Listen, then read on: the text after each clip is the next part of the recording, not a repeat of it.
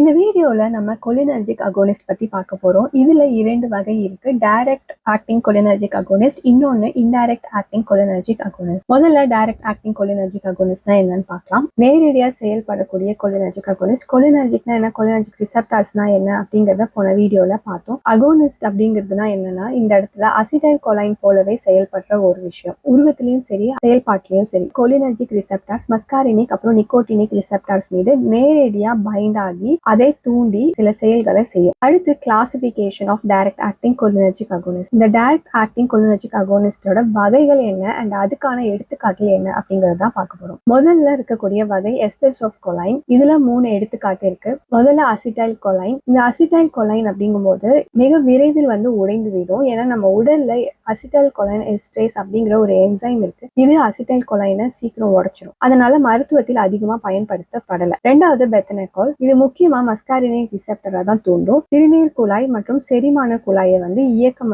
அதிகரிக்கப்படும். இதோட பயன்பாடுன்னு பார்த்தோம்னா யூரினரி ரிட்டென்ஷன், அடுத்தது ஈலியஸ்க்காக பயன்படுத்துறாங்க. மூணாவது கார்போகால். மஸ்காரினிக் ரிசெப்டார், நிக்கோட்டினிக் ரிசெப்டார், இது ரெண்டு கூடமே பைண்ட் ஆகும். பயன்பாடு பார்த்தா கண் அழுத்தம் கிளக்கோமா குறைக்கும். இரண்டாவது வகை நேச்சுரலி ஆக்கரிங் ஆல்கலாய்ட்ஸ், இயற்கையாவே தோன்றக்கூடிய ஆல்கலாய்ட்ஸ். இதுல முதல் எடுத்துக்காட்டு பிலோகார்பின். இது மஸ்காரினிக் அகோனிஸ்ட், அதாவது மஸ்காரினிக் ரிசெப்டாரோட இணைந்து வேலை பார்க்கும். வாய் உலர்வு மற்றும் கண் அழுத்தம், அதாவது கிளக்கோமாக்காக பயன்படுத்துவாங்க. இரண்டாவது எடுத்துக்காட்டு மஸ்காரின். இது பூச்சிகளிலும் சில வகை காளான்களிலும் காணப்படுது. மருத்துவ பயன்பாடு எதுவும் இல்லை, பயங்கர விஷமான ஒண்ணு. மூணாவது எடுத்துக்காட்டு நிக்கோட்டின். நிக்கோட்டினிக் ரிசெப்டார்களை தான் தூண்டும். அதோட பேர்லயே இருக்கு நிக்கோட்டின் அப்படிங்கிறது. Central nervous system, autonomic ganglia, அதாவது சிம்பத்தட்டிக் சிஸ்டம், பாராசிம்பத்தட்டிக் சிஸ்டம் பார்த்தோம்ல, அது மீது இதோட தாக்கம் இருக்குது. அடுத்து இன்டைரக்ட் ஆக்டிங் கொலினர்ஜிக் அகோனிஸ்ட்னா என்னன்னு பார்க்க போறோம். இன்டைரக்ட் அப்படிங்கும்போது நேரடியா செயல்படாது அப்படிங்கிறது நமக்கு தெரியும். முதல்லயே கொலினர்ஜிக்னா என்ன, அகோனிஸ்ட்னா என்ன அப்படிங்கறத பத்தி சொல்லிடணும்.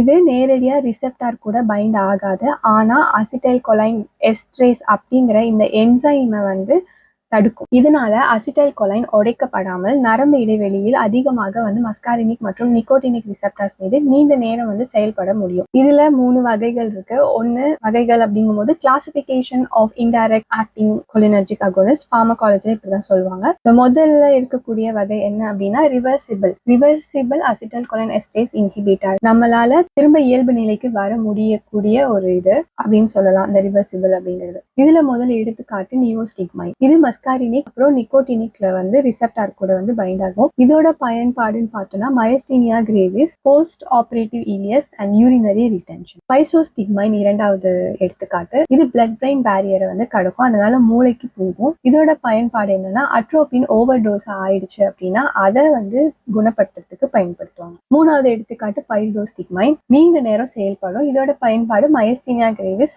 Long term treatment. நாலாவது ஹெட்ரோஃபோனியம். இது குறுகிய காலம் தான் செயல்பாடு இருக்கும். அதோட பயன்பாடு பாத்தீங்கன்னா டென்சிலான் டெஸ்ட். இந்த டென்சிலான் டெஸ்ட் அப்படிங்கிறது மயஸ்தீனியா கிரேவிஸ் அப்படிங்கிற இந்த நோயை கண்டுபிடிக்கிறதுக்காக, டயக்னோஸ் பண்றதுக்காக பயன்படுத்துவாங்க. இரண்டாவது வகை அப்படின்னா இர்ரிவர்சிபிள் ஆர்கனோபாஸ்பேட்ஸ்னு சொல்றாங்க. இர்ரிவர்சிபிள் அப்படின்னா இயல்பு நிலைக்கு திரும்பாது. இதோட எடுத்துக்காட்டு பாராதயான், மேலாதயான். இது என்ன அப்படின்னா பூச்சிக்கொல்லிகள்னு சொல்லுவாங்க, அதுதான் மிக விஷமான ஒண்ணு. கொலினர்ஜிக் கிரைசிஸ் ஏற்படுத்தும், அதாவது மூச்சு தடை, மயக்கம், இது மாதிரி. இரண்டாவது எடுத்துக்காட்டு ஆன்டிடோட் அப்படிங்கும்போது விஷத்துக்கு எதிராக பயன்படுத்தக்கூடியதான் ஆன்டிடோட் அப்படிங்கிறது. இதுல எடுத்துக்காட்டு அட்ரோபின், இரண்டாவது பிராலிடாக்சின். மூன்றாவது எடுத்துக்காட்டு அல்சைமர்ஸ் நோய்க்கான அசிடைல் கொலைன் எஸ்டரேஸ் இன்ஹிபிட்டார்ஸ் அப்படிங்கிற அந்த டேர்ம் சொல்ல மாதிரி. இன்ஹிபிட்டார்ஸ் அப்படின்னா தடுக்கக்கூடிய ஒண்ணு. இதனால எடுத்துக்காட்டுல என்னன்னா டோனபெசில், ரிவாஸ்டிக்மைன், கேலண்டமைன். இது பிளட் பிரெயின் பேரியரை கடக்கும். இந்த பிளட் பிரெயின் பேரியரை கடக்கிற எல்லா